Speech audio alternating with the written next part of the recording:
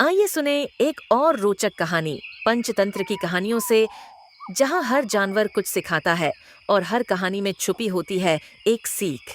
इस बार बात है एक छोटी सी चूहों की दुनिया की और कुछ भारी भरकम हाथी।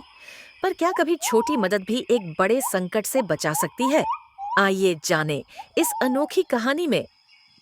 एक शांत जंगल में पेड़ों के नीचे चूहों का एक बड़ा समुदाय रहता था।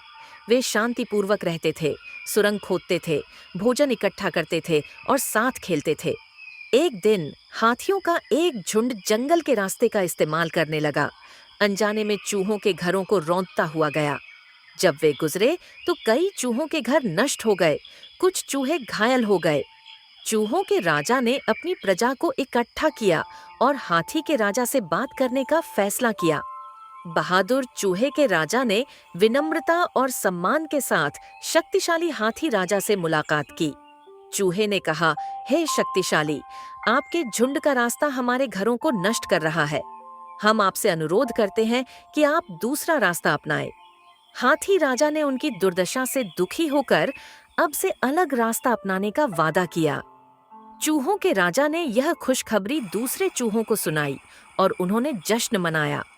उनके घर फिर से सुरक्षित हो गए और हाथियों के साथ दोस्ती का बंधन बन गया।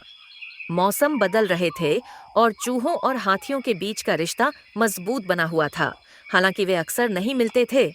एक दिन शिकारियों ने जंगल में जाल बिछाया और कई हाथी मजबूत रस्सियों में फंस गए। फंसे हुए हाथी मदद के लिए जोर जोर से पुकार रहे थे, उम्मीद कर रहे थे कि कोई उनकी आवाज सुन लेगा।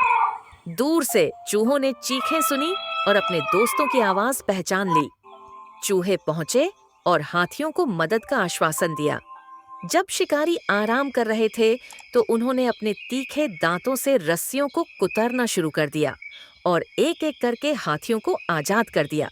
हाथी कृतज्ञता से भर गए। जब दिल बड़ा हो तो आकार मायने नहीं रखता।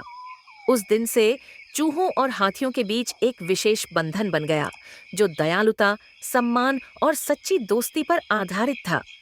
और इस तरह एक छोटी सी मदद ने बनाई एक बड़ी दोस्ती, जिसमें ना साइज मायने रखता है ना शक्ति, सिर्फ दिल का साफ होना जरूरी है। समझे क्या मिट्ठू?